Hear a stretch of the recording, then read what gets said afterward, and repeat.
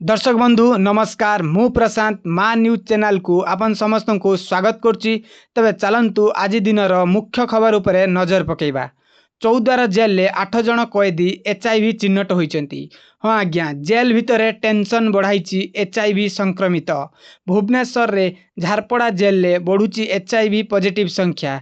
किछि दिन तले महिला थाना द्वारा दुष्कर्म अभियोग रे कोर्ट चालाण होइतिबा अभियुक्त एचआईवी आक्रांत बोली जଣା पड़िछि। सूचना अनुसार निकटरे एक पक्सो मामलार गिरफ होई जेल को आसीथिबा जणे अभियुक्तंक स्वास्थ्य परीक्षा समय से एचआईवी पॉजिटिव थिबा जଣା पड़थिला। एहापरे जेल रे थिबा अन्य कैदींक स्वास्थ्य परीक्षा एवं आवश्यक चिकित्सा व्यवस्था को नहीं प्रशासन सक्रिय होइछि।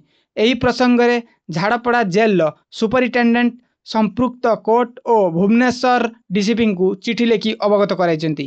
जेल भितर संक्रमण नियंत्रण, नियमित स्वास्थ्य परीक्षा एवं चिकित्सा सुविधा को आउरी सुदृढ़ करने उपरे गुरुत्व दिया जाइछि।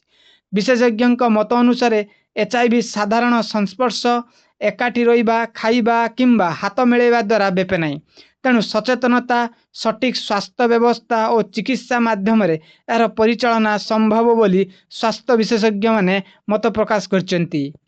समस्त खबर सटीक अपडेट पाइबा पई आम चैनल को लाइक सब्सक्राइब करिकी रखंतु। रहिली आज पई खबर एतिकी थिला। नमस्कार।